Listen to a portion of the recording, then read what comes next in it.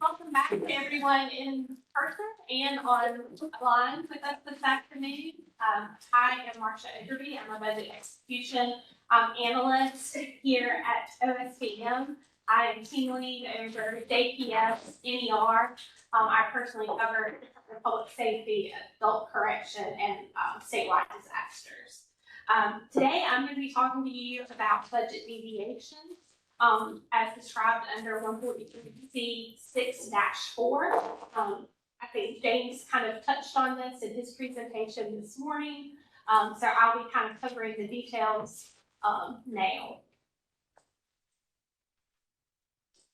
So what we're going to talk about is what is a deviation, how to calculate the threshold, the consultation process, an example of one of the submissions for consultation, any of the exceptions there are for the process, and then hopefully some key takeaways. So a deviation is when an agency seeks to spend more than what was appropriated in their certified budget by adjusting their authorized budget by more than 3%. Now, this is specific to agencies. It is a different threshold and requirements for the university system. So we're going to be focusing on the agency requirements today. Budget deviations occur. Some examples are expenditures exceed the certified budget levels for a purpose or program. The budgeted receipts are over collected, or the transfer between purposes, programs, and funds. Again, as referenced in James's presentation, this is the statute for budget adjustments, basically regarding like unforeseen circumstances, overrealized receipts. And the key takeaway, besides the guidelines in which we're allowed to budget over what is certified, is the 3% designation at the bottom that I have highlighted. So the first component for the deviation conversation is calculating your threshold so that you know if a deviation has been reached. And this threshold will be different for every agency and budget code based on your certified budget. So the first step is terminology. Our interpretation of the word fund in the statute is the GASB fund as assigned by OSC. We interpreted at a 2-digit level of the 4-digit code.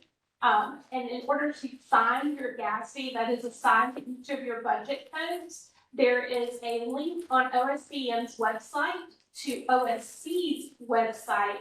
And you can find it on our website under frequent agency requests. Once you come to the frequent common agency request section, there is a section devoted to deviation requests. And as circled on the screen, there's a link to the OSC's Excel sheet. So once you click on that link, it downloads to your computer a complete listing of all state agencies with their budget code and the corresponding GASB fund. Once you have this downloaded, you will then take and filter it to your agency specifically. It's best practice if you then take a copy of that information, put it on another tab or even in a different spreadsheet, and then sort the information by the GASB fund. Sort it so that they're all together, so your 11 XXs are together and 12 XX and so on. Once you have your budget codes with their corresponding GASBs, the next part is to determine your certified budget for each of those budget codes. And there's 2 reports that can be used to gather that information depending on what point in the fiscal year you're developing your spreadsheet. So if you're doing it at the beginning of the fiscal year after the certification process is finished, you would use the BD 307 report. If you're in the first year of the biennium, you'll use the original BD 307. If you're in the second year of the biennium, you would use the revised version. Once you, if you are doing this process later in the year and you know that you have processed type 11 revisions that would have changed your certified budget, you can always get your up-to-date certified budget by running the RK 325 report.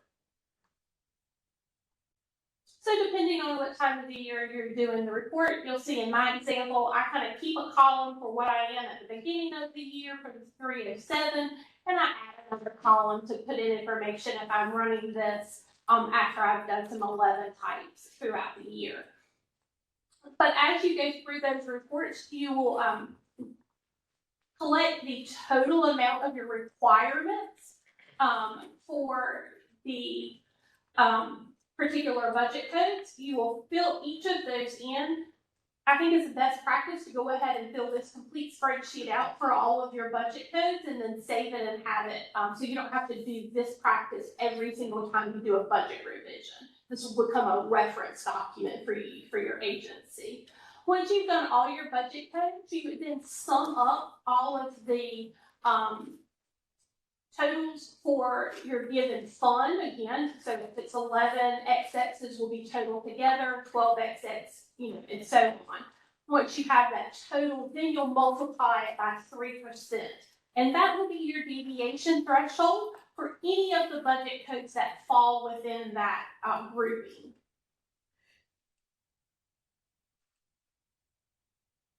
So now you have calculated what a 3% is. When you're doing your budget revision to budget, let's say, over realized receipts as an example, if the amount of your budget revision is above that threshold dollar amount, then you have basically created a deviation requirement. Once that's been determined, we have to consult GovOps, my brain just went blank, the government Committee on Government Operations, and we have to complete this deviation form. So the agency, the same place that you went to run the OSC's GASB list, has a link for the deviation form there also on our website. And you want to complete that in its entirety. Make sure you put your budget revision number that you're completing this for, the date. You want to list out all of your budget codes that are related to that fund grouping, because all of those together, they will calculate and give you your 3% threshold that we saw on that spreadsheet. It's important for it to be on this form because it is forwarded to GovOps as part of your request. You would only put the dollar amount for your budget revision on whichever line that budget corresponds to the budget code for that revision. You also want to make sure you give a good justification. Once you've done that, you will attach that deviation form to your IBIS budget revision and submit it to your OSBM analyst for review. The analyst will review the documentation and any supporting other supporting documents and draft a memo for the budget director at OSBM to submit to GovOps on behalf of the agency. The date on the memo from the budget director is the start of the consultation period. Per General Statute 120-76 1B, if the GovOps Commission does not hold a meeting to hear the consultation within 90 days of receiving submission of the report, the consultation requirement is considered satisfied. So in other words, once that's emailed over, if the committee has a meeting and doesn't have issue with your consultation, then it is approved after the date of that meeting. If they do not meet at all during the time frame, once you get to the 90 days from the date of the memo, it's automatically considered approved. Once we've reached either of those, whichever is satisfied first, the budget analyst will approve your budget revision. And of course, that will update your authorized budget. What's next is an example of a submission. For this one, it was the end of year last year for the ABC Commission. They had excess receipts that were needed for some very specific projects that they had undertaken. So the memo is drafted based on the justification that was provided on that deviation form that gives your analyst the information to justify your request to GovOps. Attached to that memo when it goes over will be your deviation form. This is an example of a completed one. You'll note that it does have the budget revision number there at the top. It does list, in this case, there were 2 budget codes that related to this GASB group. So they are both listed with their corresponding 3%. And then the amount of the budget revision for this case is listed only on the line item for the budget code in question. And then they give a very detailed justification to why they have the authority and have the need to budget these funds at this time. This is the BD 701 report. We asked for this to be attached because if you're budgeting over realized receipts that's been received within the fiscal year, the BD 701 report will show that over realization, and it'll also show if you've already incurred the expenditures, the negative that you're trying to cover.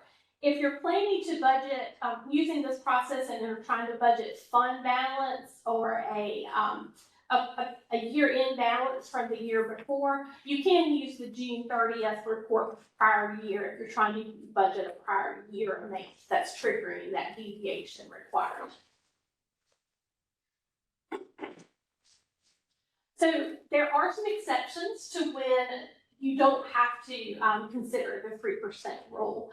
A few of these, 3 of these, the first 3 relate to General Statute 143C-4, Section B2, and they deal with like court order expenditures, unanticipated disasters, and when the National Guard is called out.